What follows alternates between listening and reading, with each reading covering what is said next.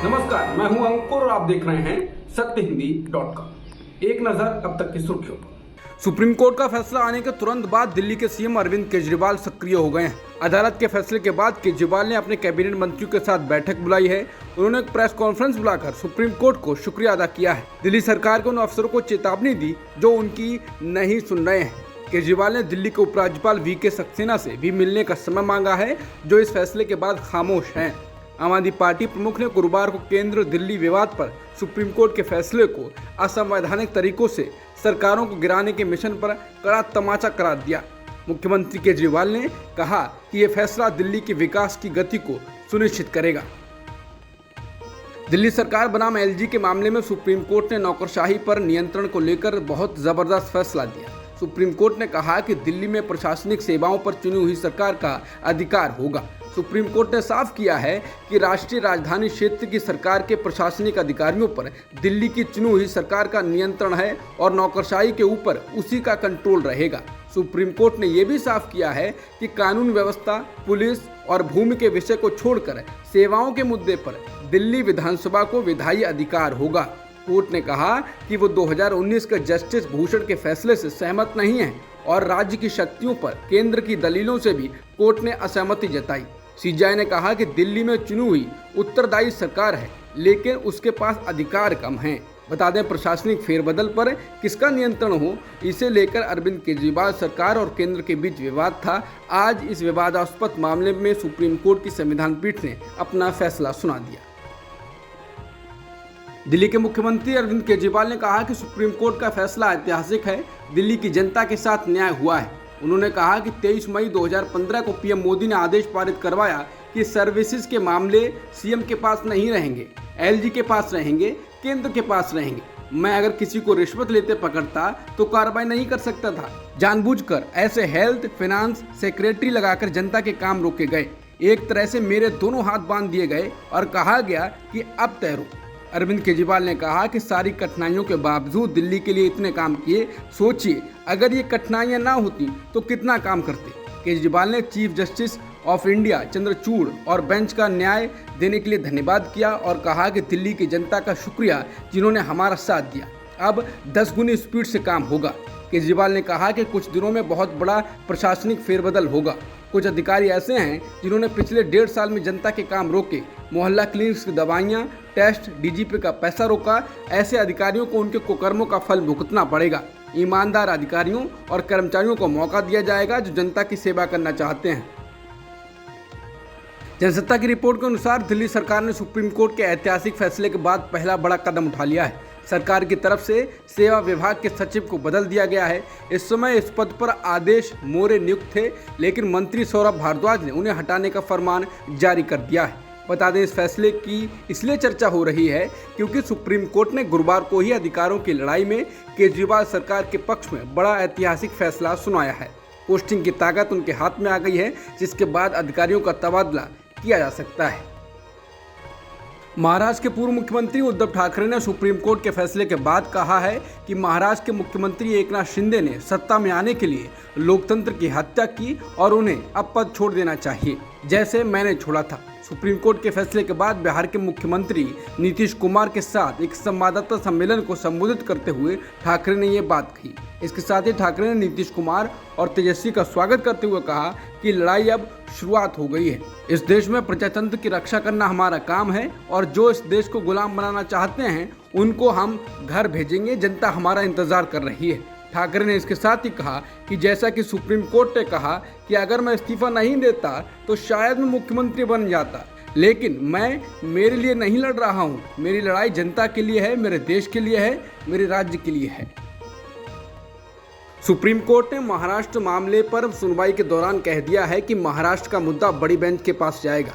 इसके साथ ही CJI D Y Chandrachud ने कहा कि वो उद्धव ठाकरे सरकार को बहाल नहीं कर सकते हैं क्योंकि उन्होंने बिना फ्लोर टेस्ट के मुख्यमंत्री पद से इस्तीफा दे दिया था। सीजेआई ने साथ ही कहा कि अंदरूनी विवाद को सुलझाने के लिए फ्लोर टेस्ट सही नहीं है। उन्होंने कहा कि विश्वास मत का आधार अंदरूनी कलह नहीं हो सकता और इसे सुलझाने के लिए गवर्नर का दखल सही नहीं है। सीजेआई डीवाई चंद्रचूड़ ने उद्धव ठाकरे के इस्तीफे पर कहा कि ठाकरे ने फ्लोर टेस्ट का सामना नहीं किया।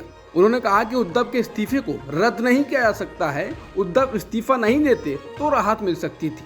इसके साथ ही एकनाथ शिंदे सरकार को सुप्रीम कोर्ट ने हटाने से इनकार कर दिया। सीजेआई ने कहा कि अगर ठाकरे ने इस्तीफा नहीं दिया होता तो ये अदालत बहाल कर सकती थी। उन्होंने कहा कि यथास्थिति को बहाल नहीं किया जा सकता क्योंकि ठाकरे ने शक्ति परीक्षण का सामना नहीं किया और अपना इस्तीफा दे दिया। इसलिए सबसे बड़ी पार्टी भाजपा के समर्थन से शिंदे को शपथ दिलाना राज्यपाल के लिए उचित था। अपने आदेश में सुप्रीम कोर्ट ने कहा कि महाराष्ट्र के तत्कालीन राज्यपाल भगत सिंह कोश्यारी ने जून 2022 में विधानसभा में फ्लोर टेस्ट बुलाकर कानून के मुताबिक काम नहीं किया। सुप्रीम कोर्ट ने कहा कि राज्यपाल के पास फ्लोर टेस्ट के लिए बुलाने में कोई वस्तुनिष्ठ सामग्री नहीं थी। साथ ही कोर्ट ने यह भी कहा कि वो उद्धव ठाकरे की बहाली का आदेश नहीं दे सकते क्योंकि उन्होंने फ्लोर टेस्ट का सामना नहीं किया। इसके साथ ही सुप्रीम कोर्ट ने कहा कि स्पीकर ने असली व्हिप की जांच नहीं की। स्पीकर को सिर्फ पार्टी द्वारा नियुक्त व्हिप को ही मानना चाहिए था। कोर्ट ने कहा कि स्पीकर ने सही व्हिप जानने की कोशिश नहीं की।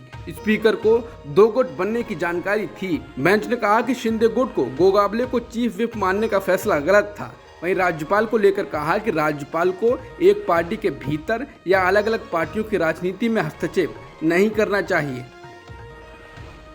राज्यपाल पर लंबी फटकार लगाते हुए सुप्रीम कोर्ट ने महाराष्ट्र मामले में कहा कि राज्यपाल ने शिवसेना के विधायकों के एक गुट के प्रस्ताव पर भरोसा करके ये निष्कर्ष निकाला कि ठाकरे बहुमत से समर्थन खो चुके हैं, जबकि राज्यपाल को पत्र पर भरोसा नहीं करना चाहिए था।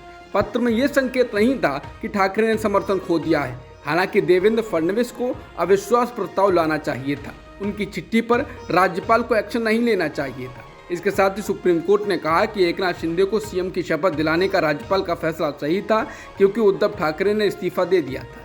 लेकिन पहले की घटनाओं को लेकर सीजेआई ने राज्यपाल को लेकर जरूर कहा कि राज्यपाल द्वारा विवेक का प्रयोग संविधान के अनुरूप नहीं था। बता दें, जून 2022 में एकनाथ शिंदे ने शिवसेना के 39 विधायकों के साथ मिलकर तत्कालीन मुख्यमंत्री उद्धव ठाकरे के खिलाफ बगावत कर दी थी, जिससे एमवीए सरकार गिर गई थी। इसके बाद शिंदे गुट ने बीजेपी के साथ मिलकर सरकार बना ली थी। इस गठबंधन को सुप्रीम कोर्ट में चुनौती दी गई थी। ठाकरे गुट के जिन विधायकों ने बगावत की थी उन 16 विधायकों को अयोग्य ठहराने की मांग की गई थी। सुप्रीम कोर्ट के फैसले के बाद आज महाराष्ट्र के सीएम एकनाथ शिंदे और डिप्टी सीएम देवेंद्र फडणवीस ने भी प्रेस कॉन्फ्रेंस की। इस दौरान देवेंद्र फडणवीस ने कहा कि सुप्रीम कोर्ट का फैसला लोकतंत्र और लोकतांत्रिक प्रक्रिया की जीत है। उन्होंने कहा कि जो लोग अनुमान लगा रहे थे कि ये सरकार आज गिर जाएगी वो चुप हो गए हैं। उन्होंने इस्तीफे को लेकर कहा कि उद्धव ठाकरे को नैतिकता पर बोलने का अधिकार नहीं है। फडणवीस ने कहा कि उद्धव ठाकरे ने हमारे 7 सीटें ली लेकिन सरकार किसी और के साथ बना ली। उन्होंने भी नैतिकता के हिसाब से इस्तीफा नहीं दिया था, शर्मसार को टालने के लिए इस्तीफा दिया था। फडणवीस ने कहा कि महाविकास आघाड़ी का षड्यंत्र हार गया है। अब किसी को संदेह नहीं होना चाहिए, महाराष्ट्र सरकार पूरी तरह लीगल है। महाराष्ट्र के मुख्यमंत्री एकनाथ शिंदे ने मीडिया से बातचीत में कहा कि सुप्रीम कोर्ट ने तब के महाराष्ट्र के राज्यपाल के बारे में क्या कहा मैं उस पर बात नहीं करूंगा, लेकिन मैं ये कहूंगा कि उन्होंने उस समय की स्थिति के अनुसार काम किया। क्या होता अगर फ्लोर टेस्ट हुआ होता और उनकी सरकार इसमें फेल हो जाती? उद्धव ठाकरे पर हमला बोलते हुए उन्होंने कहा क्या वो सुप्रीम कोर्ट या चुनाव आयोग से ऊपर हैं कि वो हमें अपना व्हिप या कोई अन्य पदाधिकारी नियुक्त नहीं करने देंगे और हमें शिवसेना नाम का इस्तेमाल नहीं करने देंगे। सुप्रीम कोर्ट के फैसले के बाद उद्धव गुट के नेता संजय राउत ने फिर जबरदस्त प्रतिक्रिया दी है। राउत ने कहा कि सुप्रीम कोर्ट ने कहा कि शिंदे गुट का व्हिप गैरकानूनी है, इसका मतलब है कि उनका व्हिप गैरकानूनी है और हमारे व्हिप ने जो आदेश दिया वो कानूनी है। तो इस व्हिप के मुताबिक सबकी यानी शिंदे गुट की सदस्यता निरस्त हो जाएगी। वहीं संजय राउत के बयान पर शिवसेना सांसद राहुल शेवाले ने कहा संजय राउत पागल हो गए हैं और पागल आदमी पर टिप्पणी करना उचित नहीं है, उन्हें पागल आदमी जैसे बोलने दें। बिहार में जाति सर्वे के मुद्दे पर पटना हाईकोर्ट के फैसले के खिलाफ राज्य सरकार ने सुप्रीम कोर्ट का दरवाजा खटखटाया है। बता दें, पटना हाईकोर्ट ने मंगलवार को बिहार सरकार की याचिका को खारिज कर दिया था, जिसमें राज्य में जातिगत जनगणना पर अंतरिम रोक की जल्द सुनवाई की मांग की गई थी। अदालत ने कहा कि सुनवाई 3 जुलाई को होगी, जो पहले तय की गई थी, और तब तक ये रोक प्रभावी रहेगी। बता दें, पटना हाईकोर्ट ने 4 मई को बिहार में जाति आधारित सर्वे पर पटना हाईकोर्ट ने तत्काल प्रभाव से रोक लगा दी थी। हालांकि पटना हाईकोर्ट का फैसला अंतरिम है और इस मामले में उच्च न्यायालय का अंतिम फैसला अभी आना बाकी है। इस मामले पर पटना हाईकोर्ट अगली सुनवाई 3 जुलाई को करेगा। प्रधानमंत्री नरेंद्र मोदी के मन की बात कार्यक्रम के 100वें एपिसोड को सुनने का आदेश नहीं मानने पर चंडीगढ़ के पीजीआई के नर्सिंग इंस्टीट्यूट की 36 छात्राओं पर कार्रवाई की गई है। उनके एक सप्ताह तक हॉस्टल के बाहर जाने पर पाबंदी लगा दी गई है। इंडियन एक्सप्रेस के अनुसार संस्थान की प्रिंसिपल डॉक्टर सुखपाल कौर द्वारा 3 मई को जारी एक पत्र के माध्यम से छात्राओं को छात्रावास में रखा गया। जिन लोगों को छात्रावास से बाहर कदम रखने की अनुमति नहीं है, उनमें प्रथम वर्ष के 28 और तीसरे वर्ष के 8 छात्र शामिल हैं। बता दें, छात्रों को 100वें एपिसोड को देखना जरूरी बनाया गया था, जिसके बाद ये कार्रवाई की गई है। जंतर मंतर पर बैठे पहलवानों ने आज गुरुवार को काली पट्टी बांध रखी है। इनमें वो 7 महिला पहलवान भी शामिल हैं, जिन्होंने भारतीय कुश्ती महासंघ के अध्यक्ष ब्रजभूषण शरण सिंह पर यौन उत्पीड़न का आरोप लगाया है। ये प्रतीकात्मक विरोध प्रदर्शन उन खेल अधिकारियों के खिलाफ है जो इस मामले में चुप बैठे हुए हैं। हाल ही में शाही के अधिकारी भी खिलाड़ियों से मिलने आए, लेकिन कुछ नहीं हुआ। देश का खेल मंत्री आरोपी भाजपा सांसद का समर्थन कर रहा है। वहीं प्रदर्शनकारी पहलवानों ने कल बुधवार को ब्रजभूषण का सुप्रीम कोर्ट की निगरानी में नार्को टेस्ट कराने की मांग की थी। साक्षी मलिक ने कल मीडिया से कहा कि वो लोग ब्रजभूषण के पक्ष में बोल रहे हैं और कह रहे हैं कि हम झूठ बोल रहे हैं। मैं कहूँगी कि ब्रजभूषण का सुप्रीम कोर्ट की निगरानी में एक नार्को टेस्ट करा लो और साथ ही 7 महिला पहलवानों का भी, जो भी दोषी पाया जाए उसे फांसी दो। बता दें कि साक्षी 2016 रियो ओलंपिक की कांस्य पदक विजेता हैं। पूर्व केंद्रीय मंत्री और जेडीयू नेता आरसीपी सिंह आज बीजेपी में शामिल हो गए हैं। उन्होंने केंद्रीय मंत्री धर्मेंद्र प्रधान और भाजपा के राष्ट्रीय महासचिव अरुण सिंह की उपस्थिति में भाजपा की सदस्यता ग्रहण की। इस दौरान उन्होंने कहा कि नीतीश कुमार को सी शब्द से बड़ा प्यार है, सी से चेयर होता है। बीजेपी ज्वाइन करने के बाद आरसीपी सिंह ने कहा कि मेरे लिए गौरव और गर्व का पल है कि मैंने बीजेपी की सदस्यता ग्रहण की है। पीएम नरेंद्र मोदी, जेपी नड्डा और गृहमंत्री अमित शाह को बहुत आभार। आरसीपी सिंह ने कहा कि विश्व की सबसे बड़ी पार्टी बीजेपी है। द केरला स्टोरी को एक और राज्य में टैक्स फ्री घोषित कर दिया गया है। मध्य प्रदेश के बाद उत्तर प्रदेश और अब हरियाणा में भी ये फिल्म टैक्स फ्री घोषित हो गई है। हरियाणा के मुख्यमंत्री मनोहर लाल खट्टर ने बुधवार को फिल्म द केरला स्टोरी को टैक्स फ्री घोषित कर दिया है। मुख्यमंत्री मनोहर लाल खट्टर ने बुधवार शाम को इसकी जानकारी दी। उन्होंने कहा कि द केरला स्टोरी को हरियाणा में टैक्स फ्री घोषित कर दिया गया है। पाकिस्तान के सुप्रीम कोर्ट के मुख्य न्यायाधीश ने आदेश दिया है कि पीटीआई के अध्यक्ष इमरान खान को 1 घंटे में अदालत में पेश किया जाए। इसके बाद गुरुवार को सुप्रीम कोर्ट के बाहर सुरक्षा बढ़ा दी गई है। सुप्रीम कोर्ट की बेंच ने यह आदेश तब दिया जब उन्होंने अल-कादिर ट्रस्ट मामले में उनकी गिरफ्तारी के खिलाफ पूर्व प्रधानमंत्री की याचिका पर सुनवाई की थी।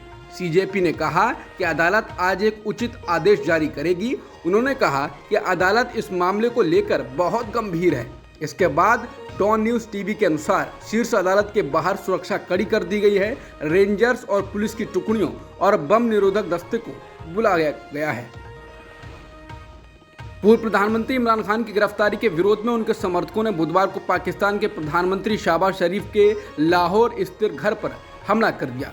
न्यूज एजेंसी पीटीआई की रिपोर्ट के अनुसार लाहौर पुलिस ने कहा है कि पाकिस्तान तहरीक-ए-इंसाफ पार्टी के 500 से अधिक बदमाश बुधवार तड़के प्रधानमंत्री के मॉडल टाउन लाहौर स्थित आवास पर पहुंचे और वहां खड़े वाहनों में आग लगा दी। इसके अलावा कई जगहों पर इमरान समर्थकों के हिंसक प्रदर्शन में कई लोग मारे गए हैं। ARY न्यूज़ ने गुरुवार को खबर दी है कि ऐसी हिंसा में कम से कम 7 लोगों की जानें गई हैं। अब तक की खबरों में इतना ही। बाकी खबरों के लिए बने रहिए सत्यहिंदी.com के साथ।